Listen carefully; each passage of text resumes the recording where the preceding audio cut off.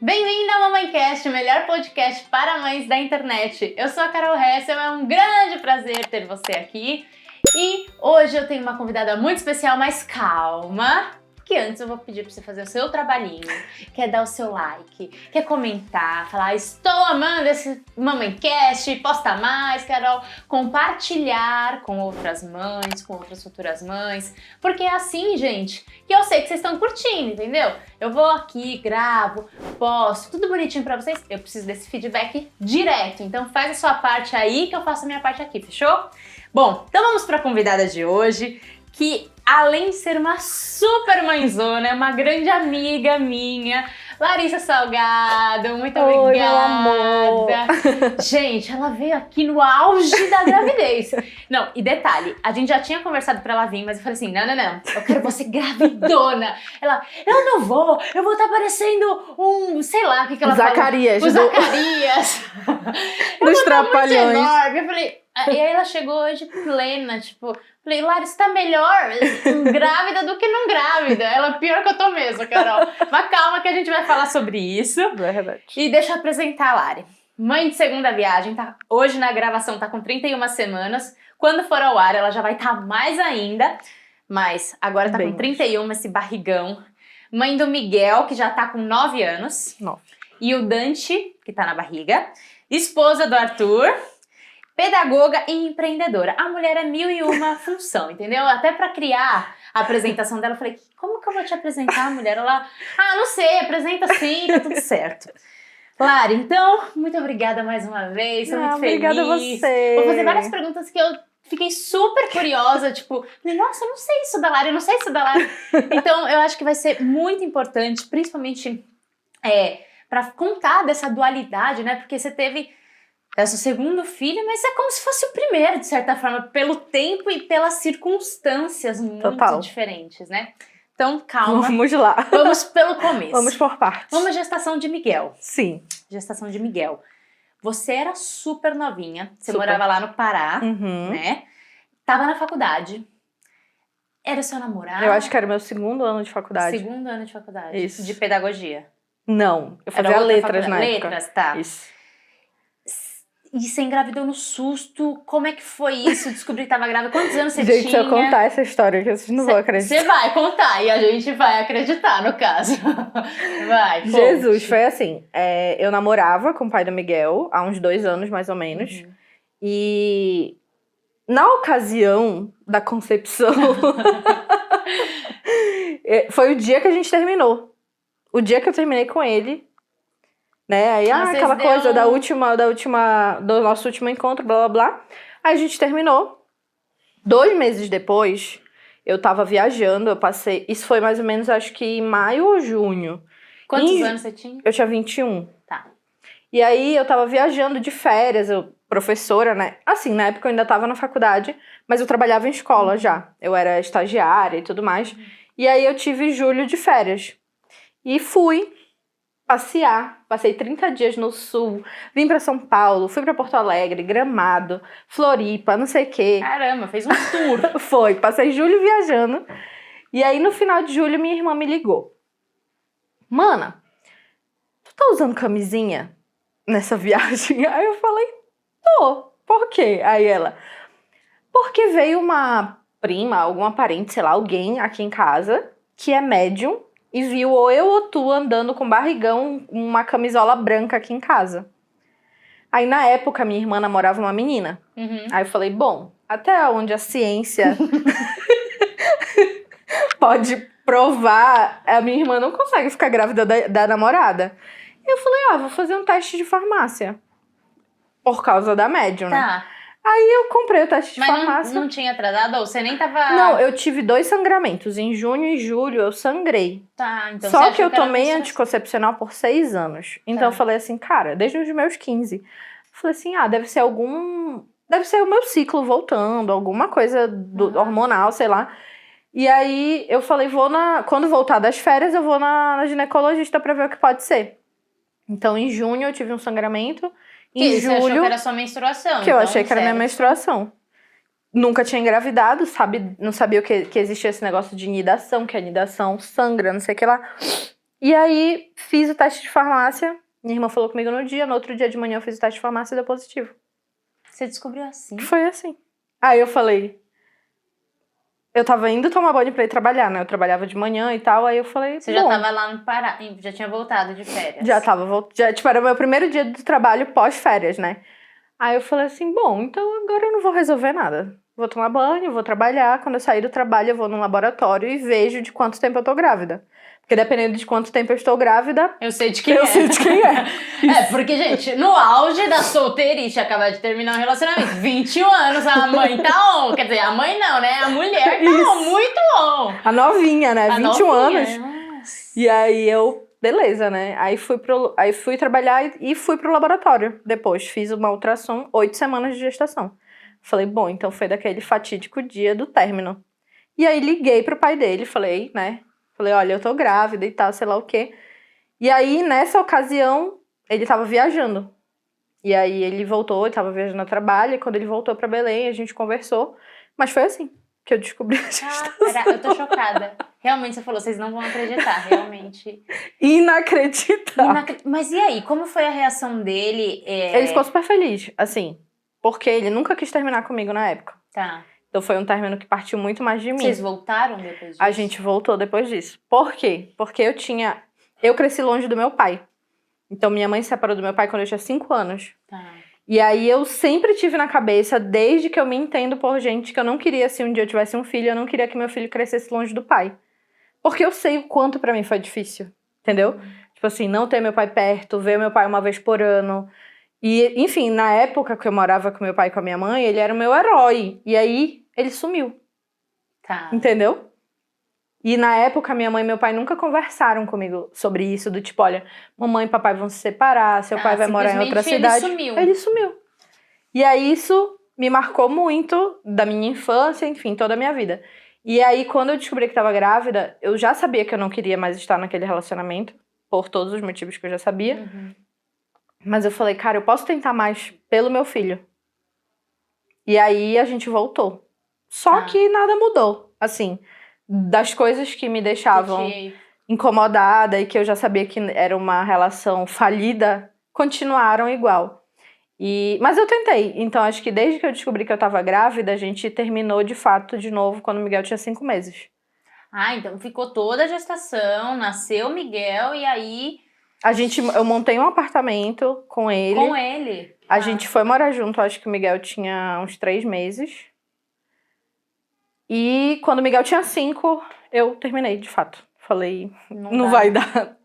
Tá, e aí você voltou pra casa da sua mãe? Continuei no apartamento com o Miguel.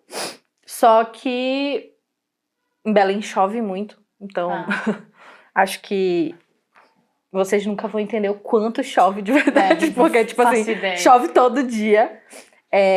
E aí, numa dessas chuvas, o telhado do prédio foi arrastado, sei lá. E aí entrou água pelo apartamento inteiro. Tipo, sei lá, as paredes ficaram todas pretas. E aí era impossível ficar no apartamento. Então eu entreguei o apartamento, encaixotei tudo, porque eu tinha um apartamento todo montado. E voltei pra casa da minha mãe. Eu acho que foi em janeiro. Eu pedi pro pai do Miguel sair de casa em setembro, em janeiro eu voltei pra casa da minha mãe. Tá. E como foi a gestação do Miguel? Você tava comentando antes que você engordou 30 quilos, que foi um processo, tipo... Foi, tipo, louco. Como é que foi? E o seu processo de aceitação daquela criança? Porque deve ter sido, de certa forma, um choque, né? Foi. Você também fazendo faculdade, trabalhando, super jovem. Na época eu tinha 2 empregos. Porque, enfim, professora, né? Então eu trabalhava numa escola de manhã, à tarde eu trabalhava em uma outra escola... fim de semana eu trabalhava em outra escola. Enfim, então era aquela coisa de rotação, porque professor faz 1000 trabalhos para conseguir ganhar um salário digno, talvez, ali. Ou não, nem isso. Enfim, então, na época, eu lembro que quando eu descobri que estava grávida, sei lá, eu não fiquei muito assim... Você não ficou vivendo neurada a com o gestação. Miguel, entendeu? Tipo assim, do tipo, ai... Tô grávida e essa criança, eu não queria ter ela na minha barriga, sei lá o quê. Você simplesmente continuou tocando a vida? Só simplesmente continuei tocando a vida, assim. não vou negar que quando eu descobri exatamente, eu pensei, caraca, será que eu continuo com essa gestação ou não? Só que aí eu pensei, cara, eu pensei muito conversando com um amigo meu muito querido da época. Ele falou assim, Lari, ele também tem vários problemas com a questão do pai, e eu também, né?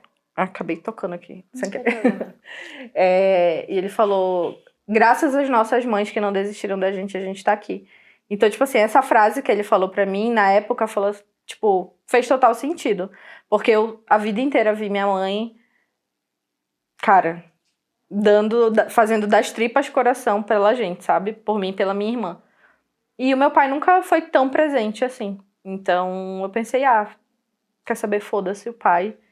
E vai ser eu e o Miguel e pronto. E aí eu dei continuidade na gestação, mas nunca foi uma coisa do tipo assim, ai, não quero esse ser, ai, não quero. Tá. Entendeu? Nunca teve essa negação. Não, nunca tive essa negação.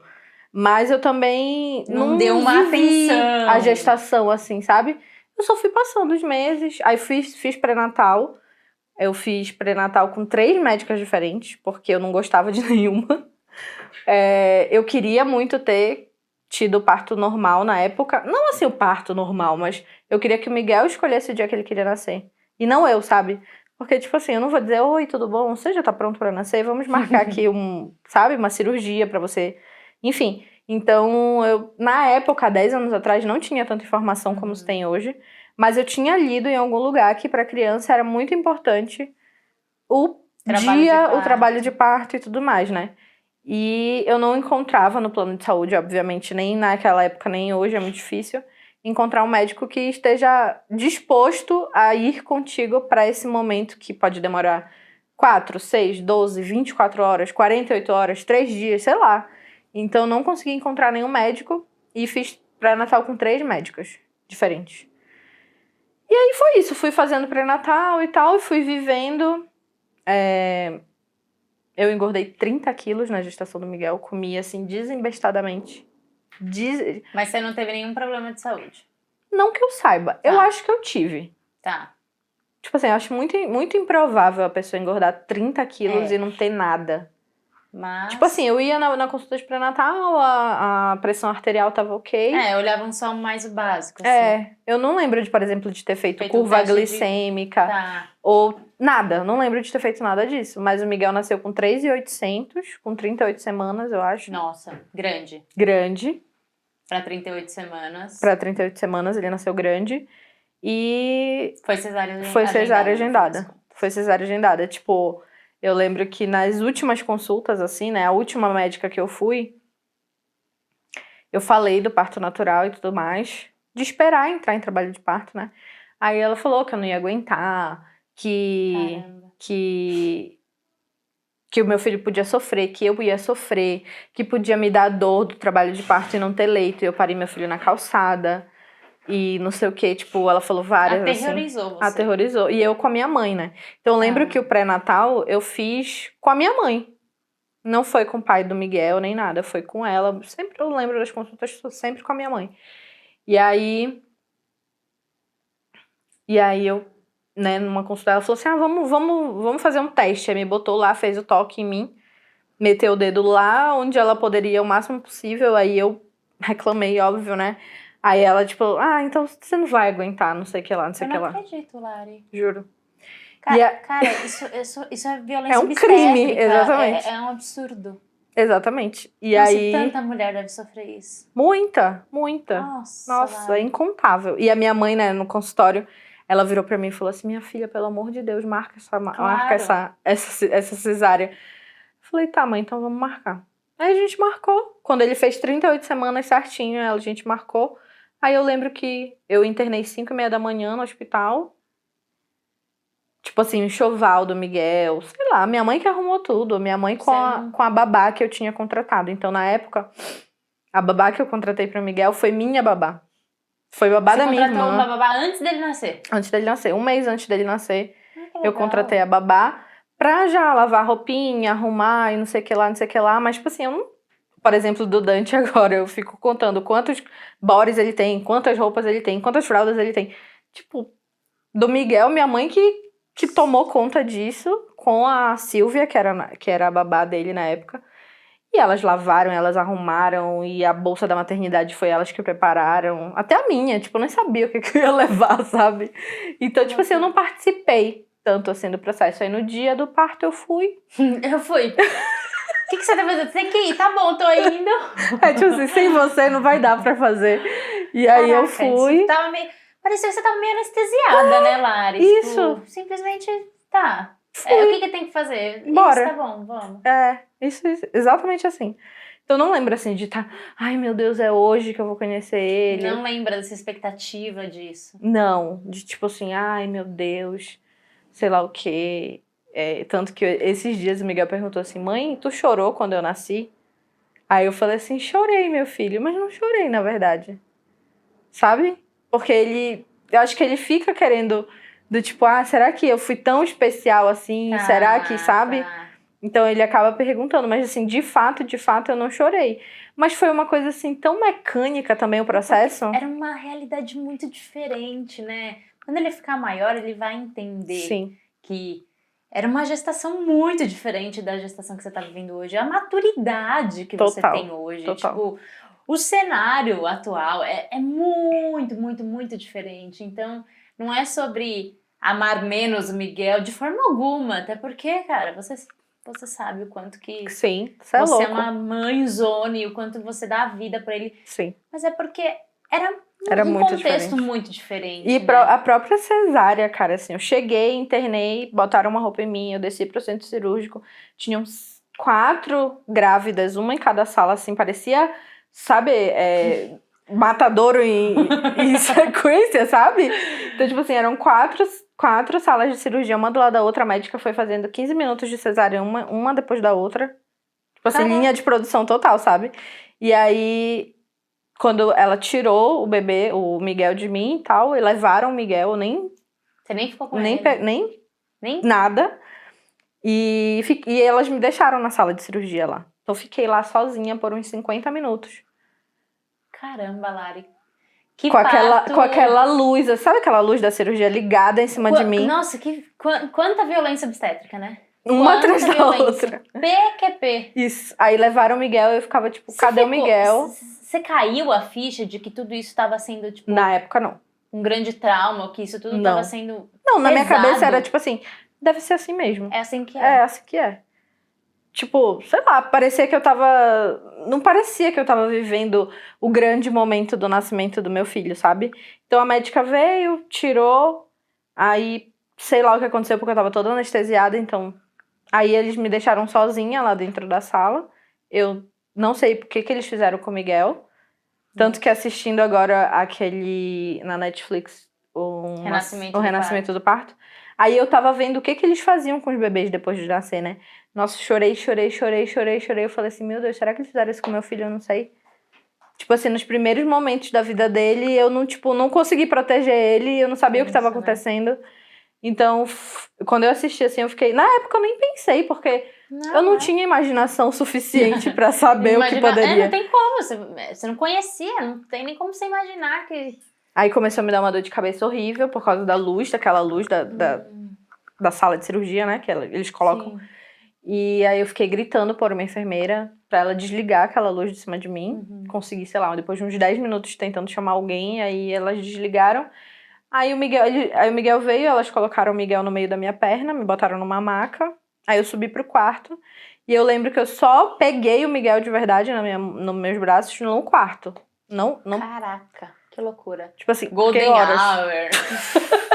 Tá bom. Não sei o que é isso, entendeu? Vai saber. Exatamente. Se Deus quiser. Então foi assim, caraca, a experiência do parto. Que experiência, hein? Aí o Miguel fica, mãe, tu chorou? Tipo, mano, eu tava ali, tipo, sei lá, entendeu? Parecia literalmente uma vaca abatida ali. Tipo, hoje eu fico rindo, mas foi muito tenso. Muito pesado. Foi muito pesado. E você sente que isso te traz algum medo, algum receio pra esse parto? Ou você já conseguiu aceitar, internalizar e entender que não, cara, é uma outra experiência? Lógico, eu acho que todo esse processo tá ressignificando totalmente uma gravidez, uma gestação pra você. Mas ainda tem resquícios dessa dor, realmente, desse trauma, desse processo dessa agressão, né? Acho que a Sim. palavra é dessa agressão toda que você viveu. Ou, não, agora você já tá bem com Assim, isso? eu entendi depois de muito tempo que tinha sido uma violência, porque não saí de lá me sentindo violentada ou me Porque você nem sentindo sabia. agredida. E é isso que acontece com a maioria das mulheres. É. Elas nem sabem, não têm a menor ideia de que aquilo é um absurdo, porque não tem conhecimento, seja Exatamente. lá por qual motivo seja. E aí, beleza, eu saio achando que é normal, é isso aí. E aí, quando começa a perceber que aquilo foi realmente uma grande violência, uma grande agressão, é que aí começa a vir as dores, É. enfim. Até enquanto tu não sabe, Tá ok. tá ok. Então vivi muitos anos assim, de boa. Eu confesso que hoje, o que mais me... Eu não diria que eu tenho medo, porque hoje eu confio muito na equipe que tá me acompanhando. Mas que ainda é uma sombrinha ali Mas em ainda, você. tipo assim, é tipo... O Dante, acontecer com ele, talvez o que tenha acontecido com o Miguel, que eu não sei, entendeu? Do tipo, sei lá, o que enfiaram no nariz dele, sei lá, ou não sei aonde, um monte de coisa que eu Não, vi. olha só, não é nem sobre você, né, o seu medo, é sobre seus Exatamente, exatamente. Porque, por exemplo, sei lá, já falei pro Arthur, falei assim, amor, a gente quer ter com essa equipe, tarará, tarará, tarará, mas a gente não sabe o que vai acontecer. A gente não sabe do tipo, sei lá, se eu vou entrar em trabalho de parto num dia que, sei lá, alguém da equipe sofreu um acidente e aí não vai ser a pediatra que a gente queria, ou sei lá, a nossa obstetra, não sei, tudo pode acontecer. A gente pode estar, sei lá, numa estrada, Não no meio existe de um lugar controle, e eu vou ter que parir num hospital qualquer que tiver mais perto.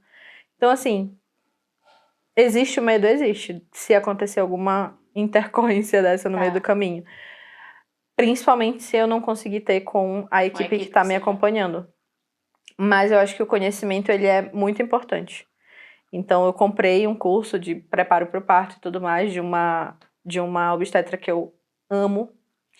E eu dei pro Arthur assistir. Porque desde que o Miguel nasceu, cara, eu nunca me conformei de não ter tido o Miguel como eu gostaria. Então, eu estudei muito, eu vi muitos vídeos de tudo que tu possa imaginar.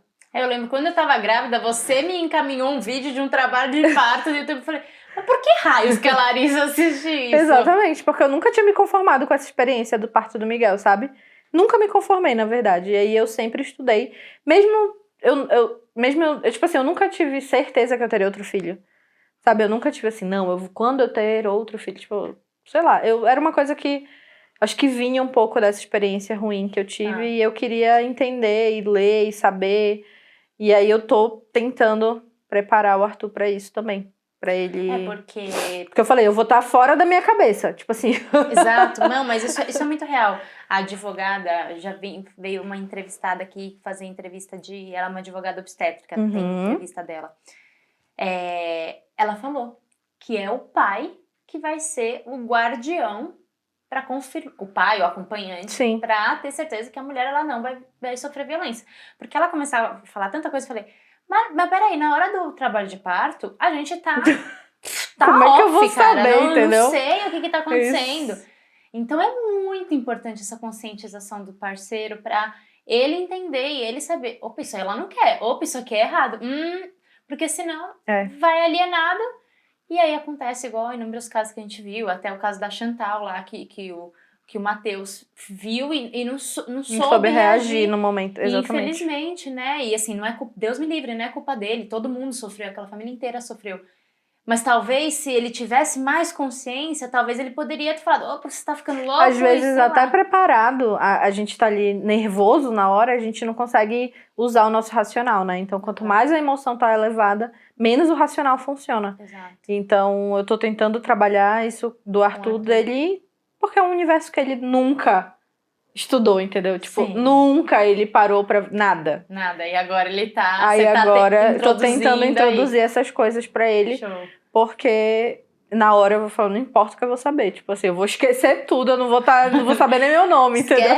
Me esquece, porque vai ser sua resposta. Eu vou estar colocando uma bola de futebol pra fora por aquele lugar, então tu que vai ter que me ajudar. Ai, mano. E no início, quando o Miguel era bem bebezinho, assim, nasceu, tá? Aí você foi morar com o pai dele e tal, sua mãe sempre... Nos 3 primeiros meses eu ainda fiquei na casa da minha mãe. Ah, você ficou na sua mãe. Isso. Tá. E ela o te pai deu dele suporte. ficava Indo vindo e e voltando, às vezes passava uma semana lá, Tá. entendeu? Então era mais ou menos assim. E como é que foi esse bebê, esse início dele? Foi horrível. Foi...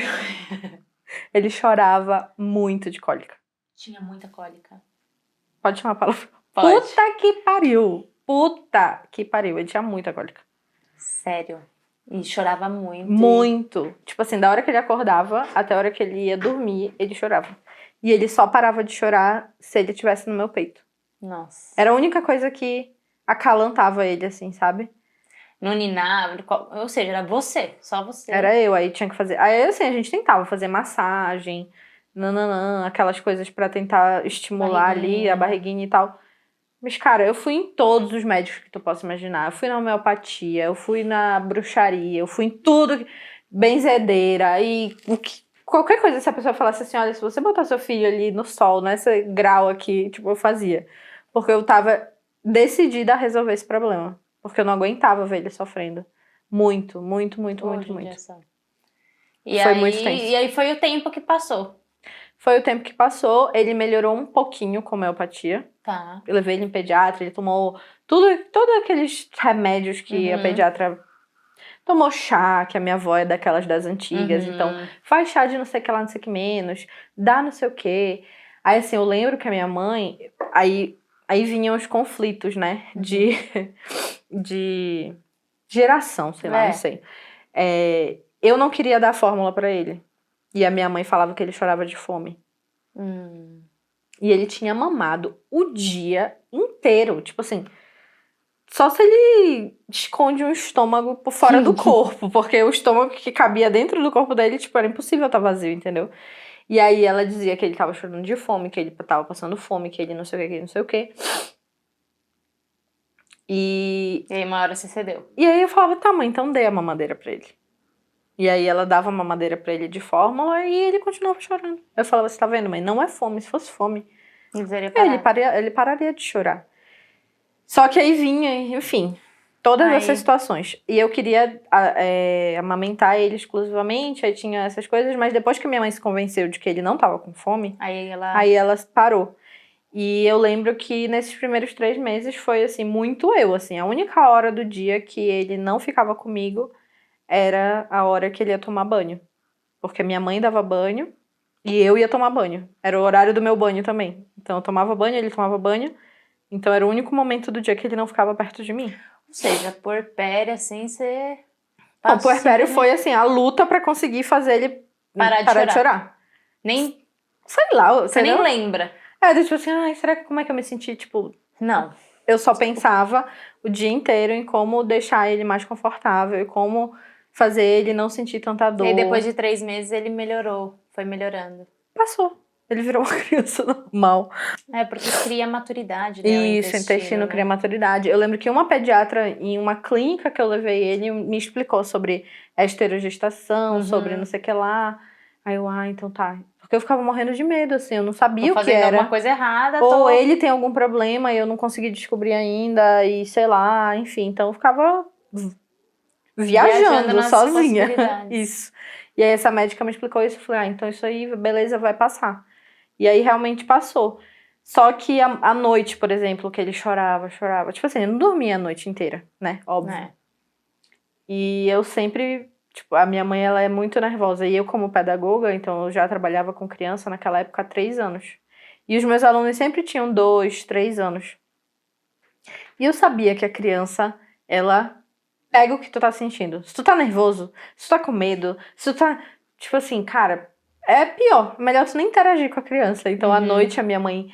Quando ele começava a chorar, minha mãe ia entrar no quarto e eu falava assim, mãe, volte pro seu quarto, vá deitar.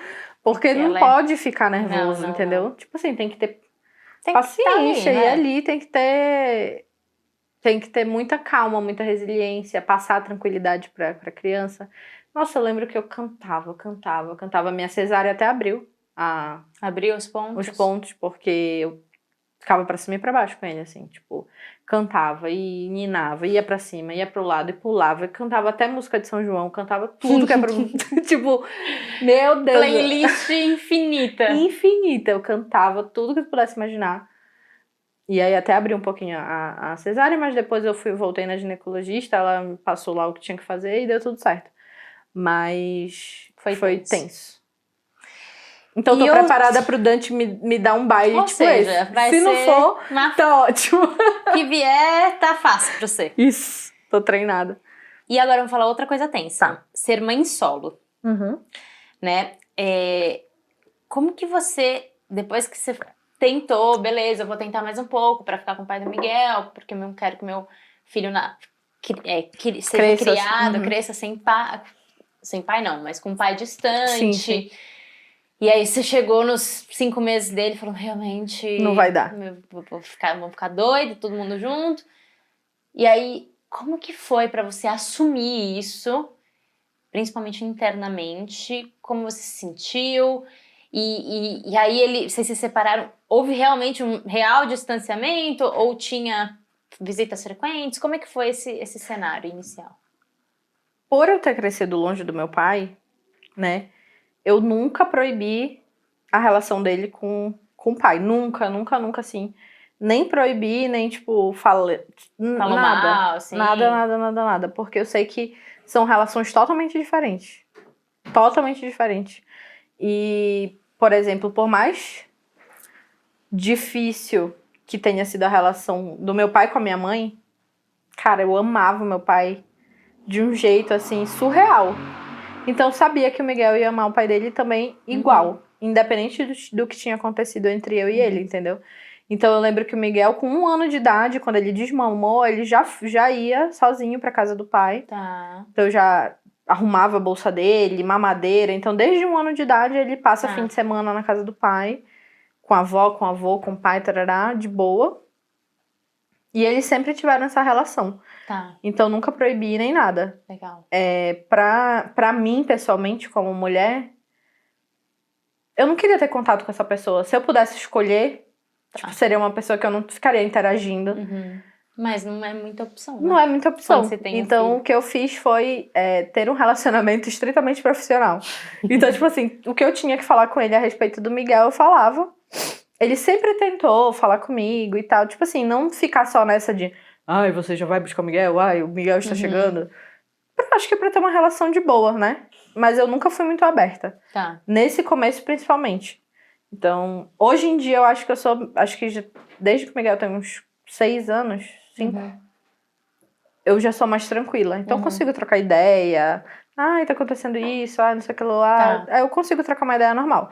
Mas na época, não, porque eu fiquei muito magoada, assim. Por conta de, tipo, sabe aquela coisa do... Ai, não, a gente vai fazer isso, aquilo, outro, e na hora do vamos ver real não é assim. Então eu fiquei me sentindo meio que enganada na época, sabe? E aí foi um pouco difícil, assim, pra mim, ter uma relação normal com essa pessoa. Tá. Mas sobre o Miguel sempre foi tranquilo, assim. E aí ele ia toda semana, todo final de semana quase... Eu não lembro muito bem a frequência, mas eu acho que de pelo menos de 15 em 15 dias... Legal. Ele tinha algum contato com o Miguel. Então, era isso.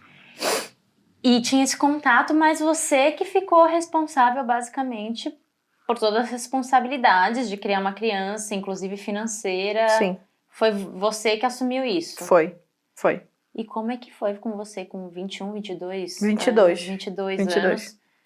Pô, professora, ter que lidar com toda a sobrecarga de uma criança, né? E sozinha, jovem... tendo que trabalhar, tendo que estudar.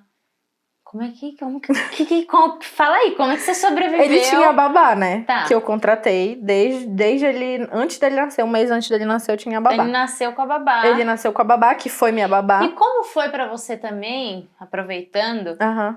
de boa pra você ter esse auxílio direto dela? Virou alguém, tipo, como se fosse alguém da família te ajudando ali. Ela sempre foi, né? Porque ela foi já minha era babá, sua foi babá, babá né? da minha irmã, foi babá do meu primo. Caramba, então... Então, tipo assim, é uma pessoa que eu da confio família, a minha assim. vida, Tá, entendeu? então isso foi mais fácil. Foi muito mais Porque fácil. às vezes alguma mãe que tá assistindo tá falando, meu, mas como ela conseguiu? Mas era tipo como se fosse só tia, né? Isso, Tipo, é da família, praticamente da família, Tá. assim. Eu sei que sei lá, o Então Miguel ela te ajudou era muito nesse processo, assim, pra você muito. continuar. Porque eu trabalhava o dia inteiro. Eu trabalhava de 8 da manhã às 18. Aí E eu sua mãe ia... trabalhava também nessa época?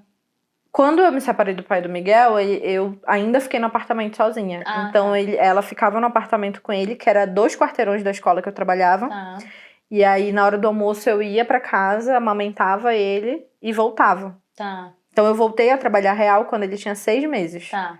Por aí. 5, 6 meses. 5, é. E aí eu voltava em casa, amamentava ele e ia trabalhar de novo. Então eu fiquei nessa de trabalhar 8 horas por dia, ela ficava com ele, quando eu chegava em casa ela ia embora. E aí foi basicamente isso. Era complicado porque eu tinha que trabalhar o dia inteiro e aí tinha o terceiro turno com ele, né? Porque eu tinha que cuidar dele, tinha que, enfim, botar pra dormir e tal, fazer tudo que tinha que fazer com a criança à noite. Acordava de madrugada, enfim, eu tinha que estar lá, enfim. Foi bem complexo. E aí depois que eu voltei pra casa, depois que eu fui pra casa da minha mãe, né, que deu todo o problema no apartamento e tal, aí eu falei, cara... Aí ele continuou tendo a babá, ela continuou com ele, acho que até ele ter uns 4 anos ela ficou com ele. Ah, legal. Depois ela não fazia mais sentido pra ela pediu pra sair e tudo mais. E depois que ela saiu, eu nunca mais contratei nenhuma outra babá. Tá. E aí, como o Miguel já tava grandinho, ele ficava em casa. Na época morava eu, minha avó, minha mãe, minha irmã e o Miguel na casa. E aí ele ficava com a minha avó e com a minha mãe. Assim, a minha mãe tinha que trabalhar, mas ele ficava lá com a minha avó e tal, e ele... Ficou de boa, já De era boa, maiorzinho. ele já é maiorzinho, tranquilo. E você trabalhando muito, né, Lari? Assim, Sempre. não foi uma mãe muito presente, assim, que tava ali. Além de trabalhar, eu ainda fazia faculdade. Então. Então, minha faculdade era à noite. Eu acho que quando eu engravidei dele, eu fazia letras. No mês que eu decidi largar o curso de letras, porque eu odiava linguística. Ai, meu Deus do céu, eu não aguentava essa matéria. Falei assim, cara, eu não vou estudar 4 anos isso. E aí eu decidi largar, foi no mês que eu engravidei dele, eu não sabia. Tá. Se eu soubesse que eu tava grávida, eu não tinha largado, eu tinha continuado até o fim, porque hoje em dia, por exemplo, foda-se o curso que eu tô formada, né? Enfim, mas na época eu saí, em 2014 eu voltei pra faculdade, eu tinha passado no vestibular pra pedagogia e tal, e comecei pedagogia em E seu 2014. Miguel tava com Com 1 ano. 1 ano. Ele nasceu em 2013. Tá. E aí, à noite, eu ia pra faculdade. Então, eu trabalhava o dia inteiro, à noite eu ia pra faculdade. Eu saía de casa de manhã e voltava às 11 da noite. E dormir, assim, era luxo, né? Cara, porque o bebê ainda acorda de madrugada, né? Ou o Miguel sempre dormiu bem à noite? Ele sempre dormiu bem à noite. Depois dessa fase horrível, Tá, aí ele ele engatou. sempre dormiu bem à noite. E aí, como ótimo. ele não, tipo assim, não era... Com 1 ano ele parou de mamar, que eu fiz uma viagem aqui pra São Paulo a trabalho. E aí, nessa viagem pra São Paulo, quando eu voltei, ele não quis mais mamar. Tá. Então, ele tomava mamadeira, mingau, sei lá o quê. E aí, ele dormia bem a noite inteira. Tá. E agora fala, você teve que ter uma rede de apoio incrível, graças a Deus, você teve essa babá, sua mãe, Minha seu mãe. braço direito infinito, direito, esquerdo, perna. Meu braço, minha perna. Mas assim, a gente sabe que é muito bom ter rede de apoio. Sim, Permite que a gente... Bom, permitiu que você fizesse tudo que você teve que fazer. exatamente. Sem essa rede de apoio, eu não estaria aqui hoje. Exato. Vai saber como é que sua vida estaria hoje. Mas rede de apoio também tem contra, Tem. Vários. né? Uhum. Por exemplo, você já deu um exemplo assim besta, mas esses palpite, tá com fome, não é? Uhum. E aí acaba... E assim, ainda mais você que ficava o dia inteiro fora, a criação do Miguel, de certa forma, acabou sendo por parte da sua mãe, da sua avó, da babá. Como é que foi isso? O que você olha hoje e você fala, putz, isso aqui é um contra dessa rede de apoio.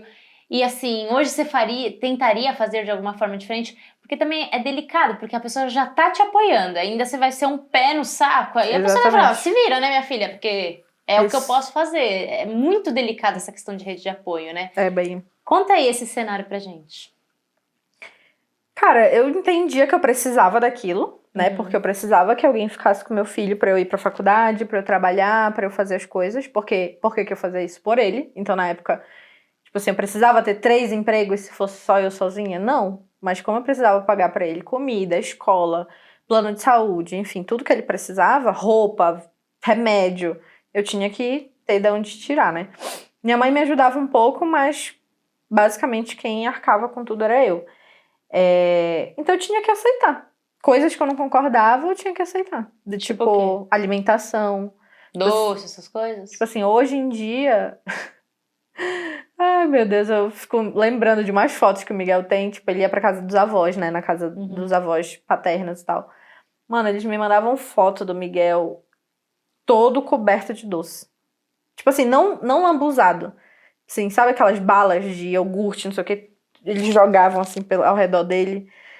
Tipo assim, mano, meu Deus do céu. O Miguel tinha, sei lá, 2 anos, 3 anos, sei lá. E a minha avó, por exemplo, ela é da época que não se dá fruta ácida pra criança. Tá. Então tem que dar laranja lima, sei lá o quê. Tudo o mais doce possível. Tá. E hoje o Miguel tem um paladar muito doce? Horrível. Tipo assim, ele não aceita comer quase nada. E ele aceita mais porque ou eu obrigo.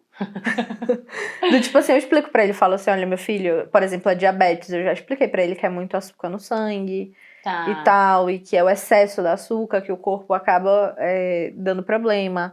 Nutrientes também, eu explico pra ele que muitas crianças, por exemplo, têm dificuldade cognitiva por conta de não ter uma nutrição adequada.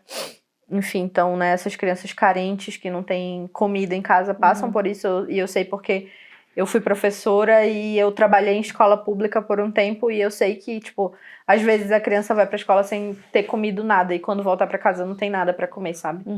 Então eu explico várias coisas pra ele e como ele já tá com 9 anos, ele acaba entendendo. E aí ele come por mesmo obrigação. não gostando, sabe?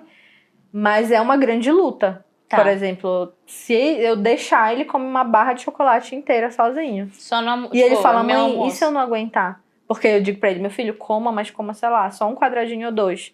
Aí ele, mas mãe, e se eu não conseguir? Oh, bonitinho. Do tipo, se eu não tiver o controle que eu preciso, sabe? Então, hoje em dia, isso reflete muito na alimentação dele. Eu levei ele na pediatra, a pediatra explicou pra ele que metade do prato tem que ser de legumes, verduras, e outra metade de não sei o que lá, não sei o que lá. Mas é uma grande luta, porque desde muito pequeno, por exemplo, a minha mãe, o que ele era alimentado? Nescau, aquele pão bisnaguinha, sabe aquela bisnaguinha? Bolinho da Bauducco, aquele bolinho de chocolate da Bauducco. Nossa, Era isso que ele comia. Uma delícia, mas é uma coisa que estraga muito o paladar, porque Exatamente. é uma coisa muito palatável, é uma delícia. Sim, aí vai é uma querer delícia. comer depois, sei Brócolis. lá, brócolis. Não vai comer, entendeu? Uma fruta? Não. Por exemplo, no lanche, a única fruta que ele come, que ele aceita, mas que se tiver outra coisa ele não come, ele come banana. Tá. Mas fora isso, tipo assim, dá uma pera pra ele comer, uma maçã pra Não ele come. comer. Não come. Não come. Que loucura. Uva. Eu lembro quando ele era muito pequeno, assim, tem 9, muito pequeno, ele tinha, sei lá, uns 4 ou 5. Eu consegui fazer ele provar uva. Aquela uva Thompson e tal, não sei o quê. Porque ele botava na boca, dava ânsia de vômito nele. Caraca. E ele nem tinha mordido. Ele só tinha botado a uva na boca. Ou seja, foi um grande desafio. Isso. E sobre educação e criação, você como professora também deve ter sofrido uns atritos, né? Porque você tem lá, principalmente a teoria, né? Tem que fazer assim. Aí o seu filho acaba sendo criado por uma outra geração, literalmente. Total. Como foi? Era... Tipo assim, hoje, por exemplo, ele vai passar férias em Belém. Quando ele volta transformado. Entendeu? Porque lá ele não faz nada, assim. Não. Ele é o príncipe que todo mundo faz tudo pra ele. Tá. Entendeu? Então... Aí volta, você tem que voltar ele pra linha. Exatamente. Por exemplo, aqui em São Paulo eu descobri que ele não sabia tomar assim o negócio. Como que ele tomava? Lá a minha mãe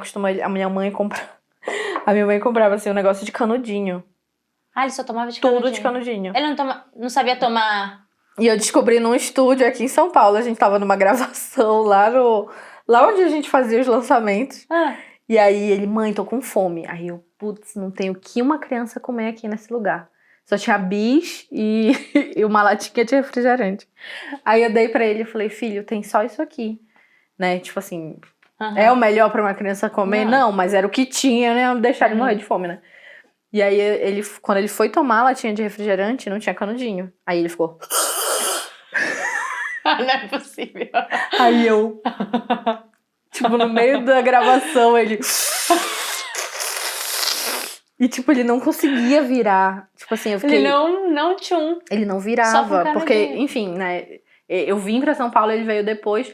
Então, assim, certas coisas eu só fui descobrir quando eu No vi. dia a dia No ali. dia a dia, isso. Que loucura, Lari. Por exemplo, tirar... Ele comeu, tirar a louça da mesa Da e botar mesa, na pia. Pra ele isso não... Nunca. Ou, por exemplo, tirou a roupa no quarto e colocar no cesto de roupa suja. Não. Era tudo jogado, arrumar brinquedos, essas coisas ele Tá. não arrumava. Então você teve que fazer uma reeducação, vamos dizer assim, depois. E foi luta. Quando você veio pra São Paulo. E aí, justamente a próxima pergunta é essa, assim.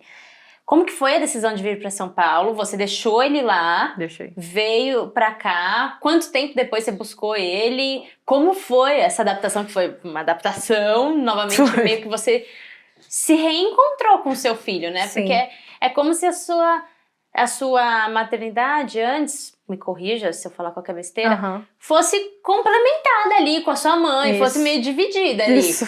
Você era mãe solo, Guarda mas compartilhada. uma guarda compartilhada ali com a sua mãe, com as pessoas que te ajudavam.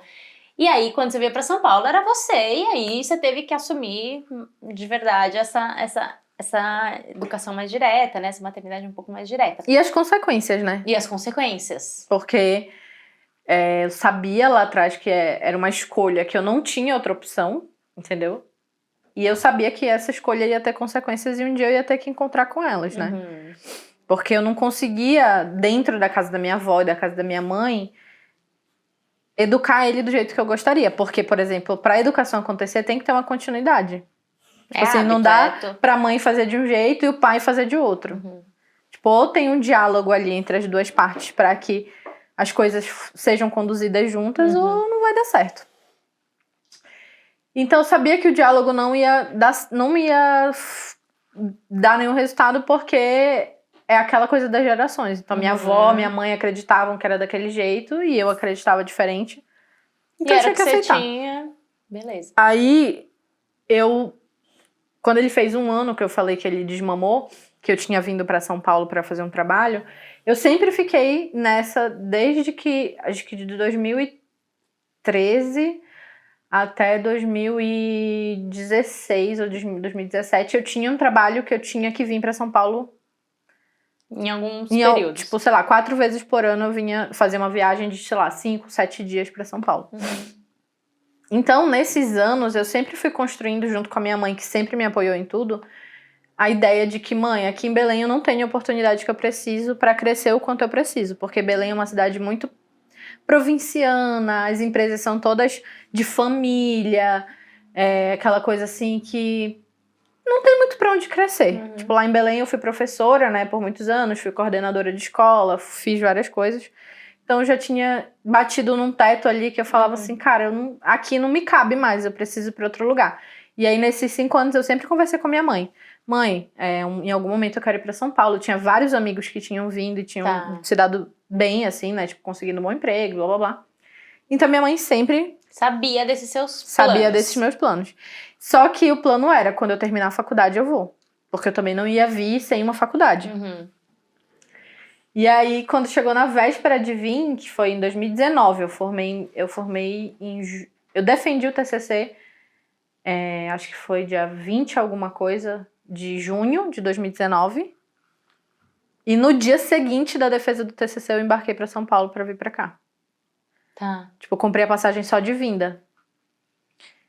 Na véspera, tipo assim, faltava... Eu não tinha comprado a passagem ainda. Faltava, tipo, 1 mês pra defesa do meu TCC, assim. Aí eu falei, mãe... Me deu vontade de desistir. Porque eu falei, caraca... Eu senti que meu pai sumiu. Eu fiquei com medo do Miguel não entender na época. Que você tinha sumido. Sei lá, minha mãe me abandonou. Tá. Alguma coisa assim, sabe? Ele tinha uns 3 anos? Não, foi em 2019. Ah, não, 2019, Tinha 6. 26. Ah, ele já era grandinho. Mas já dava pra entender. Mas sei lá, vai Sei que lá, eu explicava pra ele, mas vai que no coraçãozinho dele ele tava entendendo Entendi. que eu sumi, que eu abandonei ele. Tá. E que eu fui embora e não vou mais voltar, sei lá, sabe? Caraca, sim. Então na época... E foi bem na mesma idade que seu pai Sumiu. Isso. E aí eu falei, aí? caraca, eu quis desistir. Tipo assim, na hora de vir eu falei, mãe, eu acho que melhor não sei o que. Aí minha mãe, tu vais. Tu vais porque a tua vida inteira tu te preparou pra isso. Tu vai sim, tu não vai desistir, não sei o quê. Minha mãe, pai, eu falei, tá bom. Aí eu lembro que eu comprei a passagem de vinda. Na minha despedida eu chorei. Nossa, Chorei. Nossa, chorei que eu não conseguia parar de chorar com medo do Miguel achar que eu tinha abandonado ele, né? E aí eu vim, em junho de 2019. Foi, em junho de 2019, acho que dia 20 alguma coisa de junho. Eu defendi o TCC e vim embora no dia seguinte. E ele ficou. E ele ficou. Ele ficou com a minha mãe. E ele veio pra São Paulo em janeiro do ano seguinte. 2020. Ele veio em janeiro, final de janeiro. Veio com a sua mãe. Veio com a minha mãe, deixou ele. E nessa vinda dele, a minha irmã veio morar aqui também. E a sua irmã também morava lá e aí ela veio pra cá. Foi, ela veio pra cá. Então você ficou com ela de apoio. É, assim. hoje ela é minha rede de apoio, minha irmã, entendeu? Então, E a sua mãe mora lá ainda. mora em Belém. Aí minha mãe veio, deixou ele estudou de fevereiro e em março veio o lockdown. Veio a pandemia e tal, então foi um ano de escola que ele perdeu. Então a gente ficou enclausurado em casa, aqui em São Paulo. E veio à tona várias coisas dessas, assim, de que ele não conseguia, tipo assim, da restrição alimentar, dele e não aceitar. adaptação também, né, Lari? Isso. Super delicada, vamos dizer assim, né? Porque ele chegou aqui num mundo novo, numa casa nova, num cenário novo e preso. Num apartamento. Isso. Fim de escola, não tinha escola. Quanto desafio. Isso. E uma criança que estava sendo criada pela avó há 6 meses, integralmente, voltar a morar com a mãe. Caraca. E ele não sabia fazer nada, ele não sabia cortar um pão, ele não sabia passar E você, manteiga. não rolou uma frustração? Tipo, puta que pariu. Ups. Eu já sabia. Você já sabia? Eu já tinha ideia, Tá. mas não a dimensão. Tá.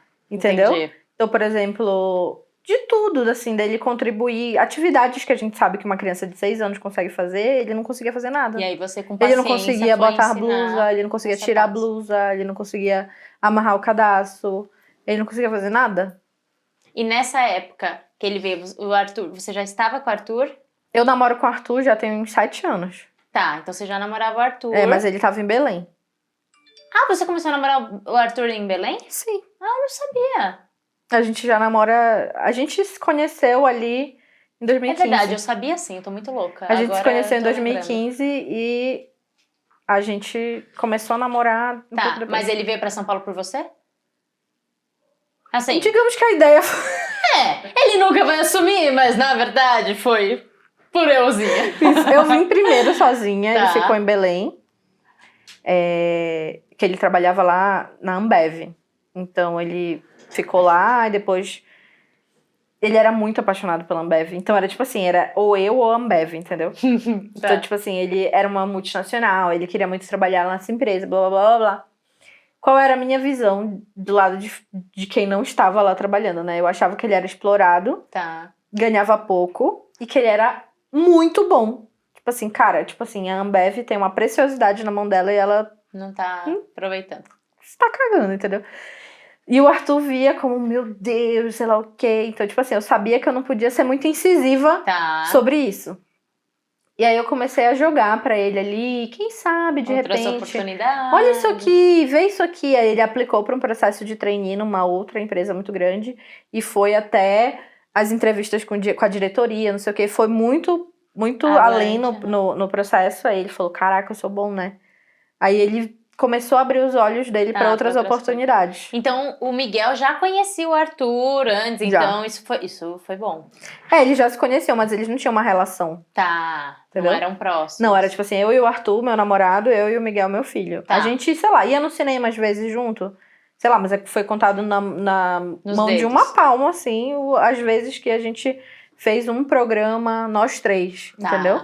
Era sempre assim, eu ia dormir na casa do Arthur, ele morava sozinho em Belém na época, ou o Arthur ia passar o fim de semana lá em casa, mas não tinha, assim, Esse contato uma relação, direto. entendeu? E aí, quando o Arthur veio aqui pra São Paulo, você chegou... Ele já veio morar com você ou cada um morava numa casa? Ele veio pra cá oficialmente mesmo em 2021. Ah, tá. Então o Miguel já morava com você. Já morava comigo. Quando o Miguel veio, morava eu, Miguel, minha irmã e mais 2 amigos. Então Tá. nós morávamos 5 pessoas numa casa. Tá. E o Miguel ficava comigo no quarto e tudo Uhum. mais. E aí, depois disso, o que aconteceu? Eu engravidei em 2020. Uhum. 2021. 2020. Eu engravidei em 2020 e eu perdi o bebê. Tá. Então a gestação não evoluiu e tudo mais. Logo no começo? Com 7 semanas, assim. Caramba, bem no Eu começo. descobri com 5.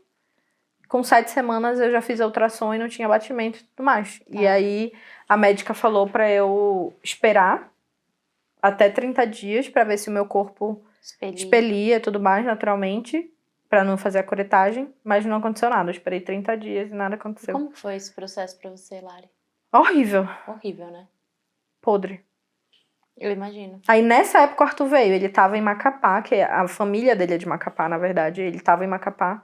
Ele já tinha saído da Ambev, tava nessa outra empresa aqui de São Paulo. Só que ele trabalha remoto, então ele tava em Macapá e a ideia era ele ficar em Macapá até janeiro de 2021 pra ele vir pra São Paulo de fato. Então ele ia ficar 6 meses lá com a família dele.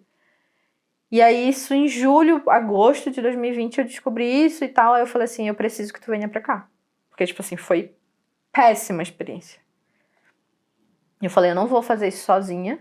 E tipo, eu moro com amigos aqui, mas eu não vou fazer os meus amigos ficarem do meu lado nesse momento, sendo que eles não participaram do processo.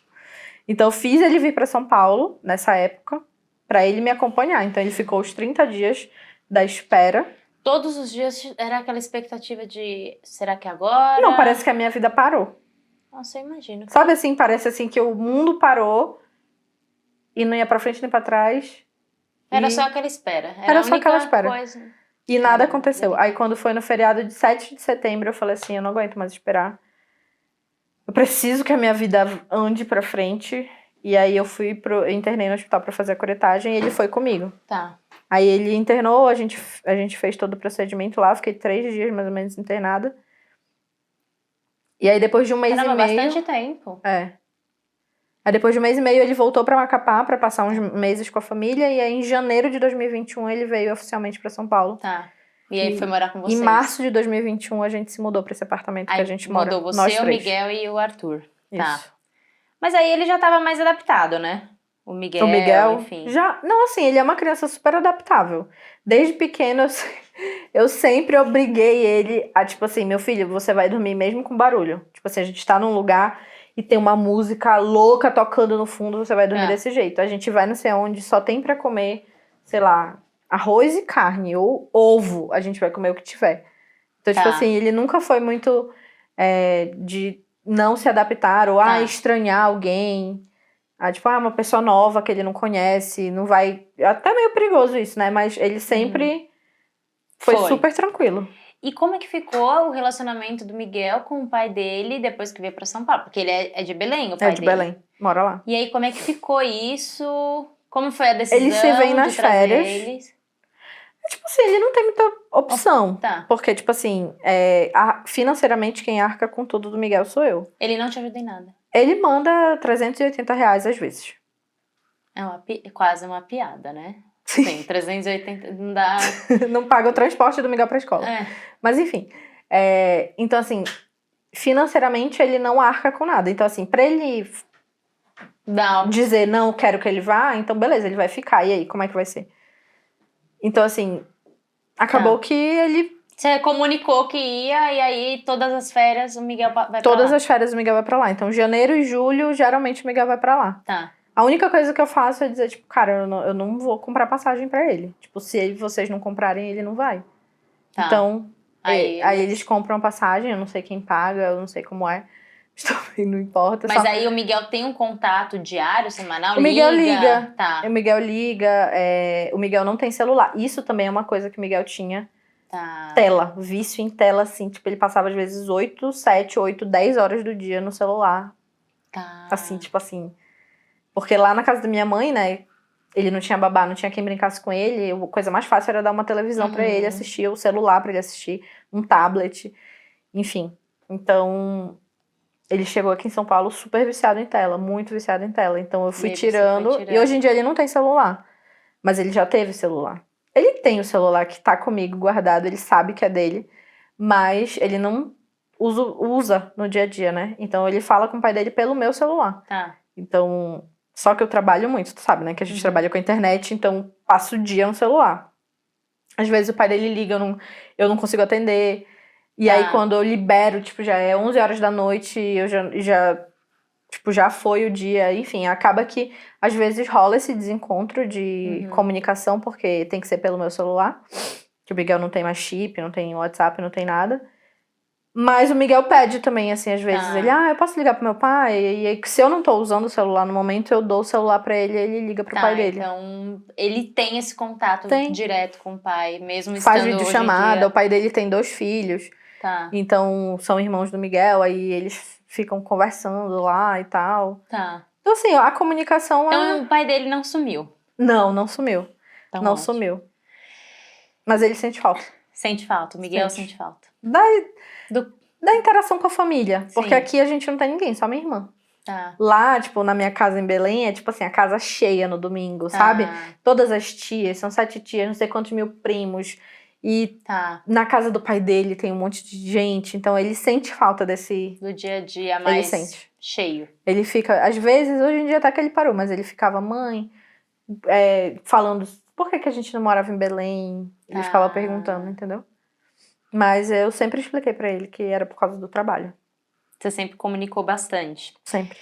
E voltando lá pra época quando você era jovem, como é que ficou a Larissa, que assim, mãe sozinha, 3 empregos, faculdade. Tá, mas você tinha que arranjar tempo pra namorar, você tinha que arranjar tempo pra sair com as amigas, sei lá, não sei, você não tinha nada. Mas espera-se que uma pessoa jovem faça isso, que tenha um momento pra se cuidar, a própria vaidade. Não que quando a gente fica mais velha a gente não tem vaidade, mas quando a gente é jovem tudo é mais. Como é que ficou o lado Larissa mulher naquele cenário em que o tempo era muito escasso e energia era muito escassa e dinheiro também? Imagino que muito do que você ganhava ia pro Miguel. Como que você arranjava tempo? Não arranjava? Como você ficou nesse... Eu acho que por uns 5 anos, em 2018 mais ou menos, que foi quando eu... Nossa, foi um processo muito louco, porque eu comecei a parar pra ver algumas coisas de autodesenvolvimento em 2018, quando eu tive meio que uma crise com o Arthur no namoro e tudo mais. E aí eu parei e falei, preciso de ajuda, porque sozinha eu não vou conseguir. E aí eu comecei a olhar pra várias coisas da minha vida, e uma delas foi ver essa questão com meu pai, outra coisa foi ver que depois que eu tive o Miguel, meio que eu me anulei completamente como mulher, como pessoa, como qualquer coisa. Assim, do tipo, os sapatos que eu usava, a roupa que eu usava, era tipo de 8 anos atrás e tipo... Zero autocuidado, vaidade. Do tipo, vou fazer meu cabelo. Não tinha nada disso. Não, tipo assim, eu parei de fazer essas coisas. Às vezes eu saía com algumas amigas do trabalho. Mas assim, era aquela coisa do tipo, eu tinha que combinar com minha mãe ficava com ele. Minha mãe nunca embaçou, minha mãe nunca foi aquela que, tipo assim, tu vai deixar o teu filho pra ir não sei pra onde, pra não sei o que, não sei o que. Minha mãe nunca falou isso pra mim. Nunca. Ela sempre me apoiou. Se eu falasse, mãe, eu queria ir não sei aonde e tal, ela sempre falava beleza. Só que, sei lá, acho que eu lembro poucas vezes que eu fiz isso. Acho que eu lembro uma em 2014, entendeu? Bem raro, assim. Bem raro. Mas por quê? Você acha que você simplesmente ligou o piloto automático, tem que fazer o que tem que ser feito, e eu bora comecei lá, a achar... se sentia culpada por se agradar? Eu achava que... tipo assim, os recursos eram poucos. Perto de tudo que eu tinha que pagar, os recursos que eu tinha eram poucos. E eu pensava, cara, a minha prioridade era o meu filho. Então, tipo assim, se eu tivesse que, sei lá, sair ou comprar um sapato pra ele, eu comprava um sapato pra ele. Entendi. Entendeu? Então... E eu também nunca fui muito louca, assim, de fazer várias contas e não ter como pagar, tipo, você essas coisas. foi mais organizada nesse sentido. E aí, então, era sempre assim, do tipo, vou comprar uma maquiagem pra mim ou vou comprar o remédio que ele precisa comprar, porque ele também sempre teve muita alergia, então eu tinha que levar ele no médico pra passar aqueles cremes no corpo, que são caríssimos, enfim. Então, era sempre assim, tipo, eu não sou a prioridade. Tipo assim, entre uma coisa ou outra, eu não sou a prioridade. Em 2018 você começou essa busca pelo autoconhecimento e aí você começou a perceber, opa, eu preciso me priorizar um pouco mais, Total. eu tô me deixando muito de lado. Exatamente. Porque eu passei a ver que, tipo assim, o Miguel não vai ficar feliz de ter uma mãe do lado dele que não tá feliz. Entendeu? Por exemplo, eu sempre gostei muito, desde jovem, assim, adolescente, de delineador colorido. Tu lembra que eu Lembro. uso, assim, às vezes, né? Então eu amo o delineador colorido, de todas as cores possíveis. E depois que o Miguel nasceu, eu simplesmente parei de Parou usar de usar. isso. E nunca voltei. Eu voltei quando, sei lá, Nossa, faz pouco tempo atrás, um por dia ver. desses, né? Então, sei lá, eu fui comprar maquiagem pra mim, essas coisas, É entendeu? recente, assim, tem um ano, sei lá, nem Um ano sei. e meio, sei lá, entendeu? Então, foi um processo, assim, eu Sim. entender do tipo, que eu também sou importante, sabe? Que não falta nada pra ele. Entendeu? Tipo, se eu fizer, Por sei mim, lá, não por é que eu tô mim, tirando dele é. pra... Tipo assim, não tá faltando, não tô tirando, não tô roubando nada dele. É que eu também existo, sabe? Mas isso acho que muitas mulheres passam. E principalmente acho que quem assume essa questão de responsabilidade financeira deve ser ainda mais pesado Sim. nesse sentido, esse Sabe, tipo assim, fator vou num salão fazer sei lá o quê, fazer as unhas. gastar R$300 no salão. Isso. Tipo, 500 num cabelo, uma tintura, sei lá o quê. Louco. Tipo, nunca faria isso, entendeu? e aí esse processo de você se autoconhecer, terapia, enfim, essas Mil coisas coisas, coach, sei lá o que e tal. te ajudou a Me ajudou a enxergar várias coisas, né, na verdade, de crenças que a gente carrega, de sabotadores, enfim, de várias coisas que fazem a gente agir de uma maneira que, no final das contas, nem faz tanto sentido. E qual que foi o maior perrengue que você passou até hoje, assim, olhando maternidade do Miguel ainda? Do Miguel. Como mãe solo, sei lá. O maior perrengue que você falou, caraca, eu sobrevivi a isso agora, difícil me derrubar. Tá, deixa eu pensar. Cara, assim, de fase ruim que ele teve, pra mim foi quando ele nasceu. Do tipo, As desde cólicas. aquela vez, não teve nada que eu tenha dito assim, caraca, o que foi isso, sabe? Do tipo, meu Deus. Porque eu sou uma pessoa assim que, por eu ter sido professora, Uhum. tipo assim, eu já tive situação da aluna quebrar a clavícula, eu já tive situação do aluno quebrar a cabeça, assim, entendeu? Então, tipo assim, Você tem uma tem um bagagem preparo ali. para situações emergenciais, assim, sabe? Do tipo, ai meu Deus, sei lá Uhum. o que. Eu sei que a gente tem que manter a calma e pensar friamente o que, que a gente vai fazer agora. Ah, beleza, esse aqui é o passo seguinte. Então, Então, tá mais tranquilo. é bem tranquilo, assim, pra mim. A vinda dele pra São Paulo foi um pouco difícil, porque eu não tinha uma casa, não tinha um lar pra gente. Então, eu tinha que dividir casa com um monte de gente. Com amigos, né? Era uma Com coisa amigos. mais Que não mais necessariamente jovens, queriam interagir mais com uma criança, é, entendeu? não tão adaptado para criança, um ambiente Isso. não tão. Foi complicado também essa fase, mas eu sabia que era uma fase que ia passar. Então, mas eu acho que assim, a parte mais difícil pra mim, porque eu não sabia, eu nunca tinha sido mãe. Eu não sabia o que ele tinha, ele não falava. Uhum. Tipo assim, eu era tranquila, eu acho que eu era tranquila do tipo, não ficava agoniada, eu não ficava nervosa, eu não ficava chorando. Mas era desesperador. Mas era desesperador, porque eu ficava assim. Eu acho que eu lembro de ter chorado uma vez, porque eu já não sabia mais o que fazer. Tipo assim, sabe quando tu já tentou de tudo Uhum. e tu fala assim: meu Deus, será que eu não vou conseguir resolver o problema dessa criança? Será que ele vai continuar chorando? Eu queria que doesse em mim, entendeu? E não doía em mim, doía nele. Tenso, tenso. E agora vamos falar da segunda gestação. Tá. Foi uma mudança, assim. Se for, não existe comparação da primeira gestação, desse cenário de primeira gestação, como a gente já disse, para esse segundo. Foi um bebê planejado. Não. De Não, cara, já não. disse. E depois de 9 anos, é como se você estivesse grávida pela primeira vez. Eu tenho Total. essa curiosidade, porque eu fiquei pensando, falei, cara, depois de tanto tempo num cenário tão diferente, eu acho que deve ser a primeira vez, tipo, como se fosse a primeira vez, porque são muitas diferenças. Não foi planejado, então. Não foi planejado. Conta aí esse início e como que foi descobrir que estava grávida, como foi o começo, frios na barriga, a questão de já ter perdido um bebê, eu imagino que você deve ter ficado tensa. Com medo de, será que eu vou viver tudo isso de novo? Meu Deus do céu. Foi, tanto que eu nem contei pra ninguém. Eu te contei quando já tinha 12 semanas. Eu lembro, eu quase morri. Mas eu não contei pra ninguém, eu proibia o Arthur de contar pras pessoas, coitado. Aí ele ficava... Porque você ficou na expectativa de que posso perder a qualquer momento. Isso, tipo assim, eu falava, cara, não vou... criar... Eu não quero que ninguém pense nisso. Tá. Tipo assim, eu não quero... Porque assim, as pessoas, querendo ou não, bem ou mal, elas emanam energia pro que tá acontecendo na tua vida. Com certeza. Uma vez que tu conta, as pessoas começam a emanar algo pra ti. Sim. E eu não sabia o que essas pessoas iam emanar. Sei lá, entendeu? Então eu falei, Arthur, não quero que ninguém saiba. E ninguém soube até... Eu acho que quando eu tive 7 ou 8 semanas, eu contei pra minha irmã. Por quê? Porque a gente ia fazer a ultrassom, a bendita ultrassom que tinha que ter batimento cardíaco. E eu falei, cara, eu não sei o que vai acontecer. Então, se eu tiver que ter uma curetagem, outro processo igual, se não tiver batimento, eu não saber o que era. Você estava esperando pior já. Vou precisar que a minha irmã me ajude com o Miguel. Do tipo, se eu tiver que internar por 3 dias, a minha irmã vai ter que ficar com o Miguel. Porque, tipo assim, eu também não tava disposta a esperar 30 dias de novo, como eu esperei da outra vez.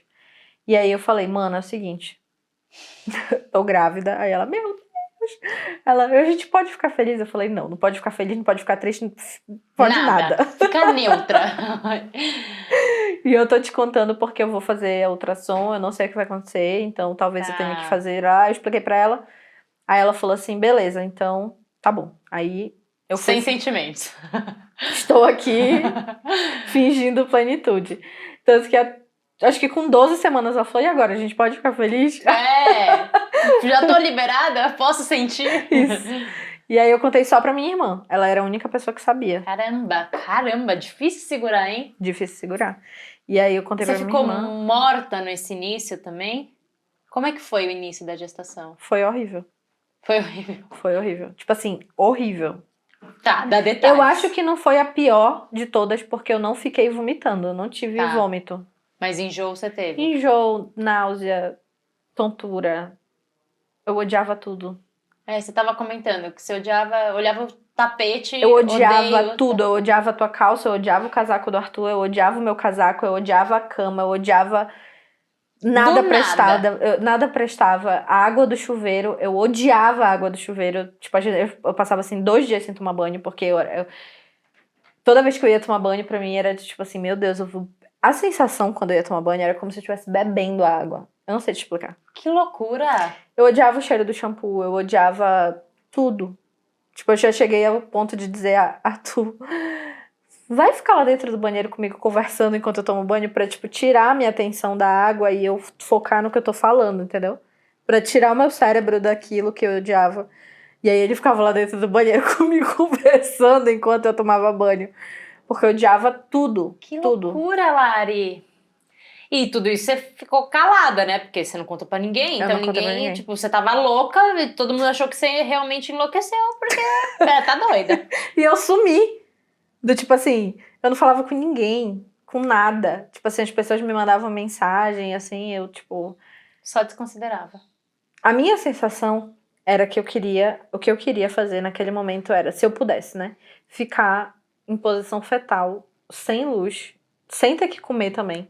Porque eu não queria ter que ir na cozinha ou ter que... Tipo, eu não queria me movimentar, eu queria ficar, tipo, num lugar ali, tipo... Larissa, não juro, é possível. Juro, tipo assim... E o Miguel? Ele entendia que eu tava passando mal. Tá. Porque, tipo assim, a minha cara... Ele sabia que a mãe dele não tá normal. Tipo, não tá normal. E eu pedia muita ajuda dele, né? Eu falava assim, filho, pega uma água pra mim. Filho, pega o aparelho da glicemia, porque eu também descobri a diabetes gestacional desde o início.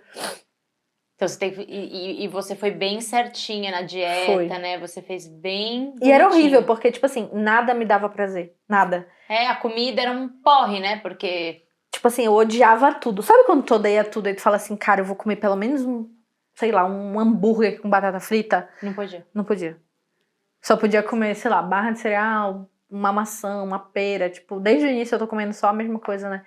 E aí eu tive um episódio de sangramento também, então eu não podia ter relação sexual. Eu não podia ter prazer com nada.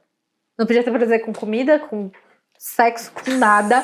E eu odiava tudo, e eu passava mal, e eu tinha tontura, e eu suava frio. E o medo de perder também, né? Não, e o medo de perder, porque, tipo assim, até aquele momento eu tava fingindo que nada tava acontecendo. Tá. Tipo assim, a minha reação, o meu E, cara, cérebro... é no primeiro trimestre que muda tudo O na meu gente, cérebro, né? eu tentava fingir que nada tava acontecendo. Então, tipo assim, eu não tô grávida. Porque se acontecer alguma coisa, eu vou Não sentir quero... menos. Tá. Era o que eu imaginava. Porque É. era mentira, né? Se eu perdesse de novo o bebê, Você ia eu ia... sentir, mas eu ia enfim, sentir você tava igual. tentando se blindar. Isso, tava louca, né? E aí... Então, eu não me conectava com a gravidez, eu me sentia doente. Tá. Que loucura. E passou quando isso? Totalmente com 14 semanas. 14 semanas, aí você... Voltei ao normal. Que loucura. O corpo é muito doido. Nossa, né? o Arthur, coitado, ele sofreu. Eu sofri também, né? Que eu que tava dentro Você desse era a processo. principal sofredora, mas as pessoas ao redor sofrem. também. Sofriam também. Tipo assim, E aí o você Arthur entrava assim no quarto e falava: E aí, amor? Tudo bem? Tá precisando de alguma coisa? Aí eu, não, sai. Aí com 14 semanas você ressuscitou, Com renasceu 14 das semanas cinzas. eu ressuscitei. No primeiro trimestre, eu tive um episódio de sangramento que achei que tinha perdido o bebê. E era o quê? O que foi? Um descolamento de sei Só. lá o quê. Mas não deu nada. Eu tava assim. com o Arthur, assim, sentada na cama. Aí eu senti uma coisa quente saindo de mim. Sabe quando fica menstruada? Aí eu botei a mão, minha mão veio cheia de Ai, sangue. nossa, Lari. Aí eu falei assim...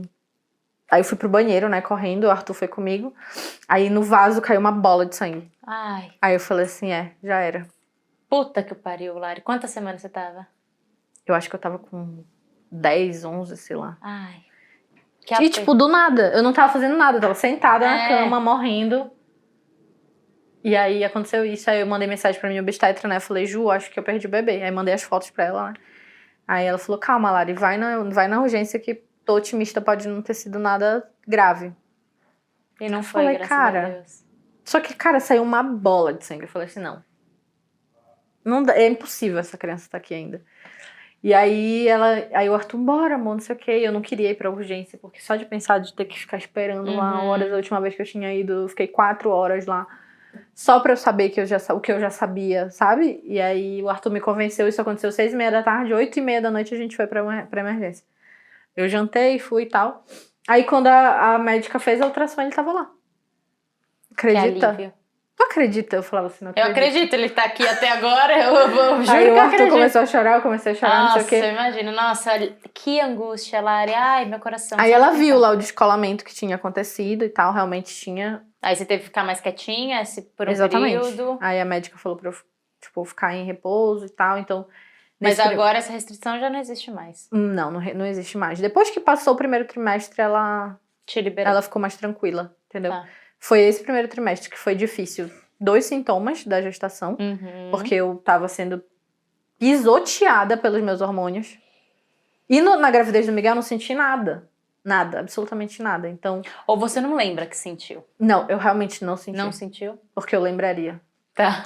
Se você tivesse ficado desse jeito, você Eu lembraria. lembraria. Cara, do Miguel eu descobri com 8 semanas. Tá. Sem querer, total. Total, eu não sabia e, tipo, não senti nada. Nada.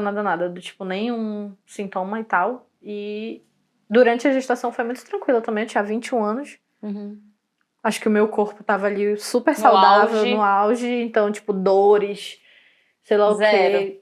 Não lembro de ter sentido nada. Não se preocupava com nada. Tá. E agora me fala, como que você tá preparando o Miguel? O Miguel sempre quis ter irmão, né? Sempre. Ele tem por parte de pai, mas sim. ele sempre Da minha pediu mãe, pra mim. né? Ele, Da mãe, eu barriga quero da da minha tua mãe. barriga. É. E você tá precisando preparar? Você tá fazendo alguma coisa? Ele é grande, óbvio, ele já entende tudo, mas não sei. Como é que tá sendo esse processo? Queira ou não queira, a atenção dele vai ser muito dividida. E como é que tá sendo esse processo com o Miguel? No começo, quando eu contei pra ele que eu tava grávida, porque ele foi a primeira pessoa a saber. Por quê? Tirando o Arthur. Tipo assim, fora nós dois, né? Fora Tá. eu e o Arthur, eu falei, não quero que ninguém saiba, não quero que ninguém saiba. Só que eu tava muito pessimista. Depois de ter perdido um bebê em 2020, eu preferia estar me preparando para perder de novo do que pra dar certo. Então eu ficava... Só que eu também acredito nessas coisas de energia. Eu falo, cara, quanto mais tu pensa numa coisa, pior. Exato. Aí eu falei, então preciso de alguém Otimista. Que vá Miguel. pensar positivo e que vá. E aí eu falei, meu filho. Aí eu contei pra ele. Acho que com 7 semanas, sei lá, 6 semanas. Eu descobri com 5. Acho que com 6 semanas eu contei pra ele. Eu falei assim, filho, a mamãe tá grávida, não sei o que, tem um bebê na minha barriga. Eu mostrei a ultrassom pra ele. Ele, ai, graças a Deus, agora eu vou ter alguém pra brincar comigo. Só que eu também expliquei pra ele que... Eu falei, lembra quando a mamãe foi no hospital porque o bebê não tinha evoluído e tal, na barriga, e que a mamãe acabou não tendo esse irmãozinho e tal? Ele lembra. Falei, pois é, então, esse aqui a gente ainda não sabe como vai ser. Tá, então Mas, você já preparou, mas... pode ser que dê tudo certo, mas pode ser que aconteça também como da outra vez, então a gente tem que esperar. Aí ele falava assim com a minha barriga, ele falava assim, bebê, ele não sabia o que dizer, né? Ele falava, me chamar de irmão ou irmã, ele falava, bebê, faz de tudo pra nascer, te esforça aí, porque aqui tem escola, tem brinquedo, tem Não praia, juro. Aí ele ficava falando com a minha barriga. Que fofura! Ele falava assim, dá o teu melhor, vai, pra tu nascer, pra dar tudo certo, não sei o que aqui fora tem isso. Aí ele ia falando tudo que ele gostava, sabe? Tem chocolate, tem não sei o quê.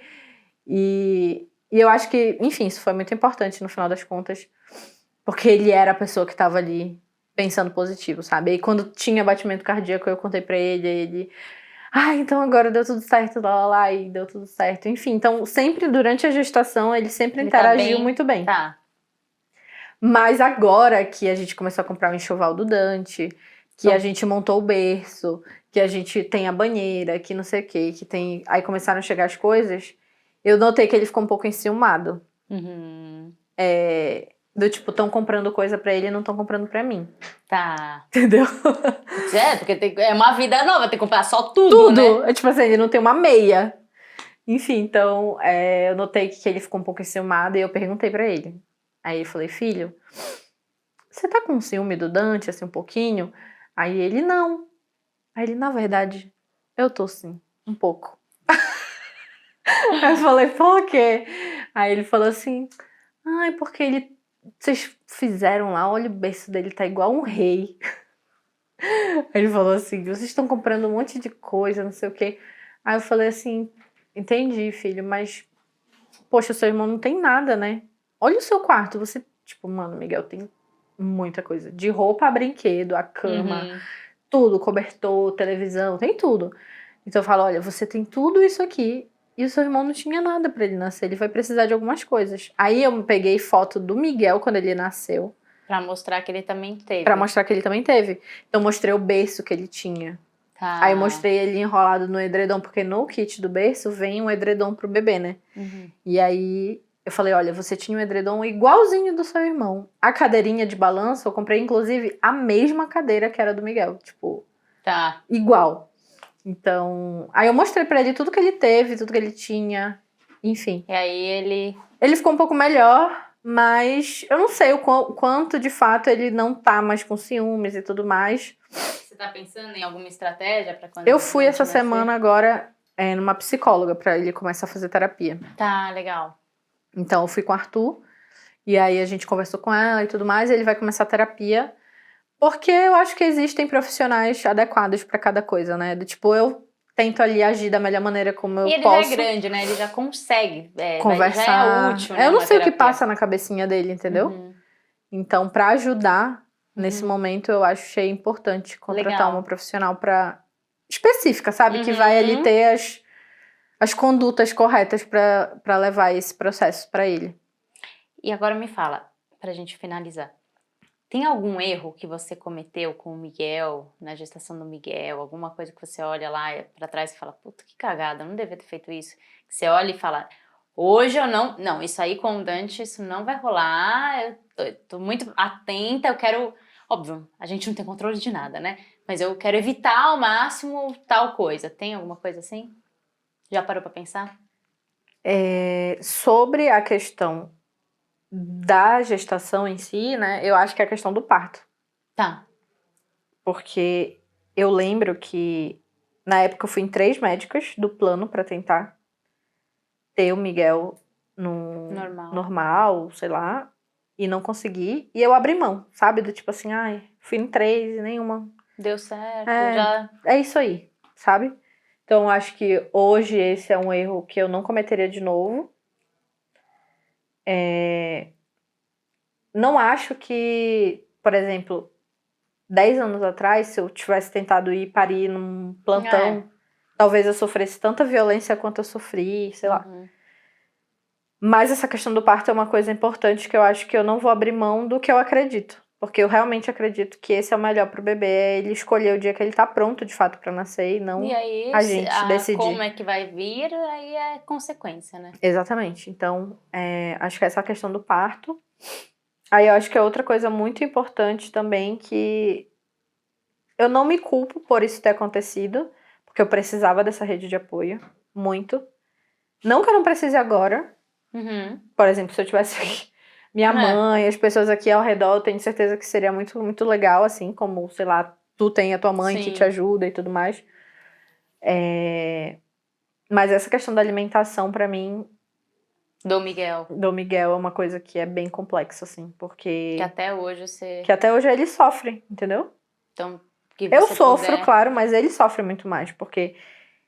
Pra ele conseguir comer alguma coisa saudável é muito difícil. Não, e, gente, vocês não têm noção. O Miguel é magríssimo de tudo. Vocês imaginam, né? A Lari falando assim que ele quer comer uma barra de chocolate. Que é uma criancinha gordinha. Não, ele gasta muita energia também, né? Porque... E ele come o dia inteiro. Mas ele, por exemplo, se ele tá assistindo televisão, ele pega assim o pacote de pão de forma e ele vai passando manteiga ali, ó. E vai comendo aquele negócio. Gente. Tipo assim, ele come metade do... Se deixar, ele come a metade do pacote de pão de forma, de pão com manteiga. Assim. Assim. Né? Então, a alimentação e o parto são duas coisas que, assim, pro Dante, você tá bem atenta que... Exatamente, porque, por exemplo, as habilidades do Miguel de arrumar o quarto, arrumar os brinquedos, colocar um sapato, tomar sem canudinho, são coisas que tá sendo fácil arrumar, né? Consertar. Mas a parte nutricional, a parte dele aceitar certos alimentos, a parte de... É muito mais difícil, é muito mais complexo. É muito mais difícil, assim. Tipo, às vezes ele estuda integral na escola, então ele come na escola. E aí vem lá o relatório da escola que ele quase não comeu. Tá. Entendeu? Por exemplo, em casa, ele me atende mais. Por mais que ele não queira comer, eu converso com ele, explico e tal, aí ele come. Mas lá a professora não tem a mesma autoridade que eu tenho, entendeu? Aí ele fica sem comer. Aí ele não come, entendeu? Tá. Então isso pra mim é uma coisa que pesa, porque eu sei que a comida, a nutrição é muito importante. Perfeito. Maravilha, Lari. Amei nossa entrevista. E pra gente finalizar 100%, o seu conselho pra mães, futuras mães, que assim, você não vai ter uma menina... Quer dizer, agora é o Dante, não sabemos o futuro. Pensa em outro filho, Lari? Eu não pensava nem nesse, na verdade, né? Não foi planejado. Não foi planejado, mas eu não vou fazer nada de, tipo, laqueadura, essas coisas. Nada disso, vai deixar. Eu vou deixar, seja o que Deus quiser. Mais, tá. Mas enfim, se você pudesse dar um conselho pra mães, pra futuras mães, pra uma possível futura filha, o que você falaria com relação à maternidade? Que conselho você daria, assim, estampar no outdoor? Cara, eu acho que não se culpar, assim, tentar o máximo possível, porque tudo vira culpa. Tudo vira culpa.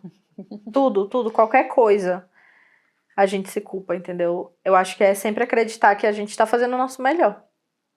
Sim. Por exemplo, mas fulana faria diferente, fulana faz assim com o filho dela, fulano que eu conheço, sei lá o quê. Tipo, cara, fulano não é você e você não é fulano. Cada pessoa tem a sua bagagem, cada pessoa tem a sua história, cada pessoa tem o seu contexto, tem o seu financeiro, tem tudo. Então, eu tenho certeza absoluta que todo mundo tá fazendo o seu melhor, independente do seu contexto.